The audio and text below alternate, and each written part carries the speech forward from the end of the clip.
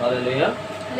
ప్రార్థన చేసినట్టు దీని యొక్క వాక్యం మీద పరిశుద్ధాత్మ దేవుడు మనకు మాట్లాడాలన్నా పరిశుద్ధాత్మ దేవ సర్వోత్తరాన్ని పొందినానైనా నీవు తప్ప లోకంలో ఇవ్వలేరయ్యా నా ప్రభావ. నీవే గొప్ప దేవుడు నమ్ముచున్న వారము మీరే సహాయమును సాధించమని నా ప్రభావ. అవునైనా నా ప్రభావ నీ యొక్క పక్షాన్ని నా ప్రభావ నా ప్రభావ నిలబడి ఉన్నాము నా ప్రభావ. మీరు మాతో మాట్లాడి సహాయం చేయమని తండ్రి కుమార పరిశుద్ధాత్మ ప్రియగా నా ప్రార్థించున్నాము తండ్రి. హల్లెలూయా హల్లెలూయా. తండ్రి కుమార పరిశుద్ధాత్మ దేవుని మహిమ కలుగుగాక, దేవుని యొక్క నామం మహిమ కలుగుగాక. హల్లెలూయా. ఈరోజు పరిశుద్ధాత్మ దేవుడు మనతో మాట్లాడడానికి సిద్ధంగా ఉన్నారు. ఏం మాట్లాడుతున్నాడంటే విశ్వాసంతో కూడిన ప్రార్థన. ఎప్పుడైతే దేవుని యొక్క సన్నిధిలో మోకరించి ప్రార్థన చేసినప్పుడు నీ యొక్క విశ్వాసము నిలకడమైన విశ్వాసము కలిగి ఉండి ఆయన యొక్క సన్నిధిలో ప్రార్థన చేస్తున్నారు. ఆ ప్రార్థన ఎలా చేయాలంటే మనుషును శరీరాన్ని ఆత్మను ఏక భిన్నమై ప్రార్థన చేయాలి. హల్లెలూయా. అయితేనే నీ మోకాలు అంగుతాయి, లేకపోతే అంగవు. ఏంటంటే ఈ మూడు బిందువులను ఏకముగా చేయాలంటే ఎవరి తరం కూడా కాదు. ఎవరంటే దేవుని యందు భయభక్తి అయిన వారికే దేవుడే ఆత్మను నడిపిస్తుంటాడు.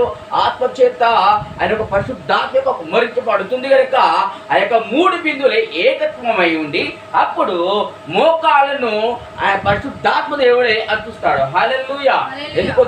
ఎందుకో తెలుసా ఈ యొక్క మూడు బిందువులు ఏకత్వమైన వారి యొక్క హృదయము ఎలా ఉంటుందంటే దేవుని యొక్క మహిమతో నింపబడి ఉంటుంది. హల్లెలూయా హల్లెలూయా. కనుక ఎప్పుడైతే ఎలా ఉండాలంటే విశ్వాసంతో కూడిన ప్రార్థన. ఈ విశ్వాసంతో దేవుడు నాకు నిశ్చలంగా నమ్మకంగా నా దేవుడు నా కొరకే కలువగిలో రక్తం చిందించాడు, నా ప్రాణాల నిమిత్తం కొరకే ఆయన ప్రాణం త్యాగం చేశాడు. ఆ రక్తమే నన్ను కాపాడుతుంది. నాలో ఉన్న ప్రతి ఒక్క అంధకార దురాత్మ శీకర శక్తులైనను ఆ రక్తం వలనే తిరిగిపోతున్నాను. విశ్వాసంతో కలిగి ప్రార్థన చేసినప్పుడు నీ యొక్క జీవితంలో గొప్ప ఆశీర్వాదములు పరిశుద్ధాత్మ దేవుడు చేయడానికి సిద్ధంగా ఉన్నాడు. హల్లెలూయా. అదేవిధంగా మనతో చూసినట్లయితే Hebrews 11:6 విశ్వాసము లేకుండా దేవునికి ఇష్టడుండుట అసాధ్యము. విశ్వాసము లేకుండా దేవుడికి ఇష్టడుగా ఉండటం అసాధ్యం. ఇష్టడుగా అంటే అర్థం తెలుసా? విశ్వాసము లేకుండా దేవుడికి ఇష్టడుగా ఉండడం అసాధ్యము. ఇష్టడుగా అంటే తన కుమారుడుగా ఉండడానికి అర్హత లేదు. విశ్వాసము కలిగి ఉండాలి, దేవుని ఏదో భయభక్తి కలిగి ఉండాలి, వాక్యానుసారంగా జీవించే కృప పరిశుద్ధాత్మ దేవుడు ఇస్తూ ఉన్నాడు. ప్రతిరోజు ప్రతిక్షణము నీ యొక్క అంతరంగంలో త్యాగము జరిగినప్పుడు ఆయన నీపైన పరిశుద్ధాత్మ దేవుడు ఆత్మ కుమ్మరిస్తాడు. అప్పుడు నీ పైన విశ్వాసము కలుగుతుంది. ఆ విశ్వాసము నేను బ్రతికిస్తుంది. హల్లెలూయా హల్లెలూయా హల్లెలూయా. కనుక ఏమంటా తెలుసా? విశ్వాసము లేకుండా దేవునికి ఇష్టడుట సాధ్యమా?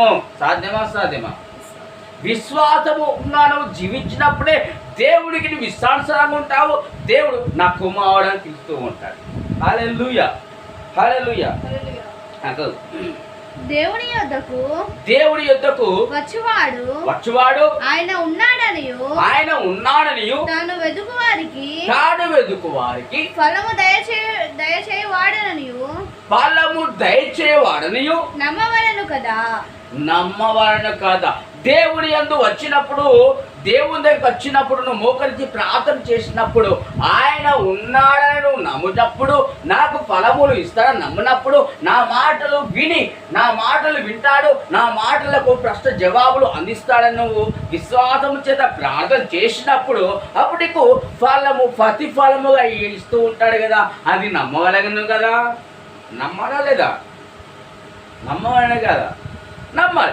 ఎప్పుడైతే నమ్మి నువ్వు కలగజేస్తూ ఉంటావో, ఎప్పుడైతే నమ్మి నేను మోకాలు అందిస్తావో, ఎప్పుడైతే నువ్వు నమ్మి నువ్వు మోకరించి ప్రార్థన చేస్తుంటావో ప్రతిఫలముగా ఇవ్వడానికి ఆయన సిద్ధంగా ఉన్నాడు. ఇంకేదో తెలుసా? ఆయన రాకడ సమయం దగ్గరలో ఉంది కదా. నువ్వు ఎప్పుడైతే నమ్ముతూ ఉంటావో నువ్వు ఉన్నది ఉన్నట్టునే తీసుకెళ్ళడానికి ఆయన సిద్ధంగా ఉన్నాడు. రాసిస్తాను. పరలోక రాజ్యములో ఎలా ఉంటుందో తెలుసా? నీకు బంగారం వెండి మిద్దెలుగా ఇచ్చాడు. నీకు మంచి ఒక నీ యొక్క ఆనంద యొక్క జీవితాన్ని గడపడానికి మంచి తోటను కలిగేశాడు. ఇప్పుడు ఏదెను తోటలో ఆదామును ఎంతో సంతోషంగా ఉన్నారు. మనందరికీ కూడా పరలోక రాజ్యంలో అలాంటి తోట ఉంది.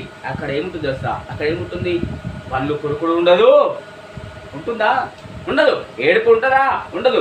సుఖ సంతోషం ఉంటుంది. నీ పక్కకే ఉంటుంది. ఆ తోట పక్కకే ఉంటుంది. ఏదైనా పళ్ళు కొడుకుడు ఉంటుంది. ఉంటుందలే. కానీ దేవుడు కలిగిన తోటలో ఆనందం ఉంటుంది. హల్లెలూయా. ఆదికాండము 15వ అధ్యాయము 1వ వచనం. ఇవి జరిగిన తర్వాత యెహోవా వాక్యము అబ్రహామునకు దర్శనమందు వచ్చి, ఇది జరిగిన తర్వాత దేవుని యొక్క వాక్యము అబ్రహాము దర్శనముగా వచ్చింది. అబ్రహామా భయపడకుము, నేను నీకు కేడము, నీకు బహుమానము అధికమగునని చెప్పాను. హల్లెలూయా. దేవుని యొక్క అబ్రహాముకు దర్శనముగా ఎలా చెప్పినాడో మనందరూ కూడా పరిశుద్ధాత్మ యెహోవా దేవుడు అనే ఒక పరిశుద్ధాత్మ దేవుడు నా యేసయ్య మనకు కూడా దర్శనముగా చూపించి దర్శనంగా మాట్లాడాలని చిత్తంగా ఉన్నాడు. ఎప్పుడు తెలుసా? నీ విశ్వాసం కలిగిన ప్రార్థన చేసినప్పుడు, ఆయనకు నమ్మకంగా జీవించినప్పుడు, ఆయనకు వాక్యానుసారంగా జీవించినప్పుడు, తనకు నా కుమారుడా అని అనుకున్నప్పుడే ఆయన నీతో కూడా అబ్రహాముతో మాట్లాడిన దేవుడు నీతో కూడా మాట్లాడడానికి సిద్ధంగా ఉన్నాడు. కీర్తన 58:11వ వచనం. కావున నిశ్చయముగా నీతిమంతులకు ఫలము కలుగుననియు, కావున నీతిమంతులకు ఫలము కలుగునట్టు నిశ్చయముగా న్యాయము తీర్చు దేవుడు లోకములో ఉన్నాడని మనుషులు ఒప్పుకొందరు. హల్లెలూయా. నీ యొక్క న్యాయం ఎలా ఉందో తెలుసా? నీ యొక్క న్యాయంగా జీవించినప్పుడు పరలోక రాజ్యం నుంచి ఒక స్వరం వినబడుతుంది. ఏం తెలుసా? నీ యొక్క న్యాయమును దేవుడు మెచ్చుకుంటాడు. అవునా? న్యాయముగా తీర్పు తీర్చే యొక్క లోకంలో ఎవరైనా ఉన్నారా? ఎవరు లేదు. పరలోక రాజ్యం నుంచి యొక్క అగ్నిస్తంభము దిగబడుతుంది. అక్కడే న్యాయము జరుగుతుంది. హల్లెలూయా. ఎప్పుడైతే దేవుని యొక్క వాక్యానుసారంగా జీవిస్తూ ఉన్నావో ఆ వారికి న్యాయం చేయడానికి సిద్ధంగా ఉన్నాడు. హల్లెలూయా. సామెతలు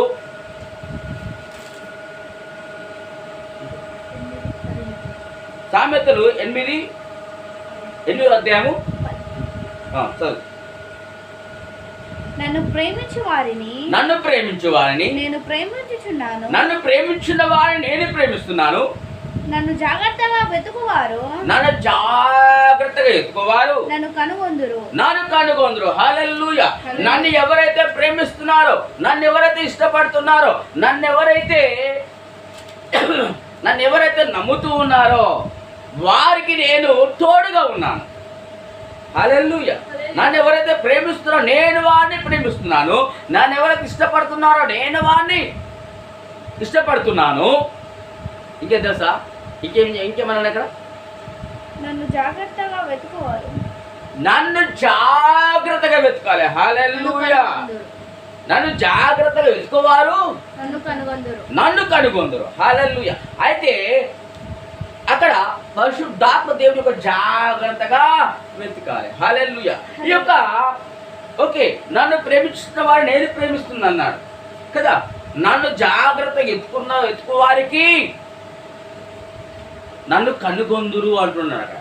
అయితే ఈ లోకాశము జీవపుటములతో మృగిన వారు ఆయనను కనుగొనరు, ఆయన ఎత్తుకోరు. ఎందుకో తెలుసా? అక్కడ అహం, అది నేను అనే యొక్క అహం అసలు చూసినావా? అపవాదన సాతను పెట్టిన బిందువే. నేను ఎందుకు ఎత్తుకాలి కదా? నిజమైన దేవుడైతే నా ముందుకు రావాలి కదా. అది అహం అంటుంది. అపవాదన సాతను పెట్టి యొక్క బిందువు, ఆ అపవాదన సాతను యొక్క పెట్టిన యొక్క బిందువుకు ప్రతి ఒక్క మానవుడు లోబడి ఉన్నాడు. సాతాను చెప్పినట్టే వింటున్నాడు, దేవుడు చెప్పిన మాట వింటలేదు. సాతాను చెప్పినట్టే వింటున్నాడు, అపవాది సోదరులో మునిగిపోతూ ఉన్నాడు. ఆయన ఏం చెప్తే అదే చేస్తున్నారు కనుక దేవునికి దూరమై ఉన్నది. దేవునికి వారు దూరమై ఉన్నారు కనుక వారు ఎవరి ఎత్తు కానీ ఎవరైతే ప్రేమిస్తూ ఉన్నారో ఆయన ప్రేమిస్తున్నారో జాగ్రత్తగా ఎత్తుకు వారిని కనుగొంటూ ఉన్నారు. అంటే విశ్వాసం చెందిన ప్రార్థన చేసినప్పుడు వారిని కనుగొనడానికి ప్రతి ఒక్కరికి దేవుడు పరిశుద్ధాత్ముడు అవకాశం ఇవ్వడానికి సిద్ధంగా ఉన్నాడు. హల్లెలూయా. మత్తయి 5:12 సంతోషించి ఆనందించుడి పరలోకమందు మీ ఫలము అధికమగును. పరలోకమందు ఈ ఫలము అధికమగును. ఎప్పుడైతే నన్ను వారి ప్రేమిస్తున్నారు, నన్ను జాగ్రత్తగా ఎత్తుకువారి కనుగొంటున్నారు, సంతోషపడుడి. పరలోకమందు ఈ ఫలము దొరుకుతుంది. ఈ లోకము లేదు, ఈ యొక్క పాపముల యొక్క లోకంలో లేదు, కానీ ఆయన జాగ్రత్తగా ఎత్తుకొని కనుగొన్న వారికి పరలోక రాజ్యములో వారసత్వం ఉంటుంది. పరలోక రాజ్యములో నీవు ఈ లోకములో ఈ ప్లేట్లలో తిన బంగారు యొక్క ప్లేట్లలో నిన్ను తినడానికి సిద్ధంగా ఉన్నాడు, తినిపించడానికి సిద్ధంగా ఉన్నాడు. ఆయన కుడిపాదన కూర్చొని నా కుమారుడని ఓదార్చడానికి సిద్ధంగా ఉన్నాడు. అక్కడ సుఖ సంతోషం ఉంటుంది. ఆ తోటలో నిన్ను ఉంచడానికి సిద్ధంగా ఉన్నాడు.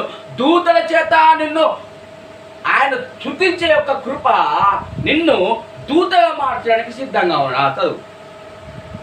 ఇలాగునా వారు మీకు పూర్వమందుండిన ప్రవక్తలను హింసించిరి. ఏం చేశారట? హింసించిరి. పరిశుద్ధాత్మ యొక్క అడుగులో నడవండి. దేవుని చేత శక్తి పొంది ఉండండి. ఆత్మ ఫలము పరిశుద్ధాత్మ దేవుడు ఆయన సిద్ధంగా ఉన్నాడు కనుక ప్రేమ కుమారుడు నీకు జీవితం ఎలా ఉంది?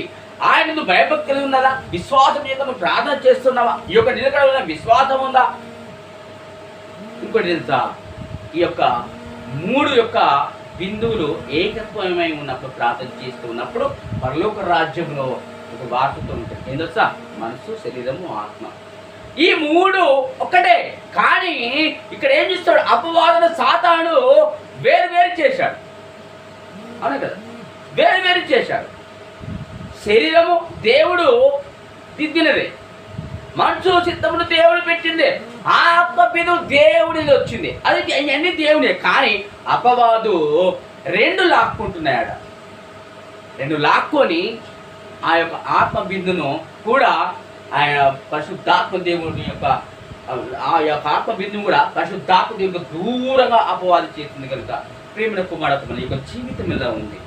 ఈ యొక్క జీవితము తప్పుటలో ఉంటే అపవాది యొక్క లోకిలో ఉంటే ఇక్కడ ప్రార్థన చేసుకొని తీర్మానం చేసుకో. పరిశుద్ధాత్మ దేవుడు ముట్టడానికి శ్రీకందల రమాందల పరిశుద్ధాత్మ దేవ ప్రార్థన చేసుకుని సర్వణుతుడానికి వందనాయన.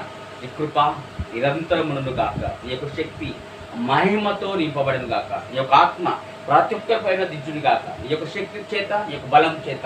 అవున ప్రభువ, అవునైనా ప్రభువ, ఈ యొక్క నన్ను యూట్యూబ్లో ఉన్న వాక్యం ప్రతి ఒక్క బిడ్డలతో ఉన్న ప్రభు మీరు మాట్లాడమనుచున్నా, మీరు మాట్లాడిన ప్రభు వారి యొక్క జీవితాల్లో ఉన్న ప్రభు అవున నెమ్మది జీవితము శాంతి సమాధానం కలగజేయమనుచున్నా.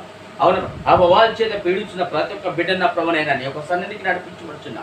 అవునా ప్రభు మేము కాదునైనా మీరే నడిపించి మీరే మార్చమనుచున్నా.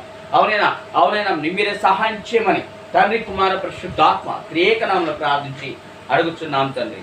ఆమేన్.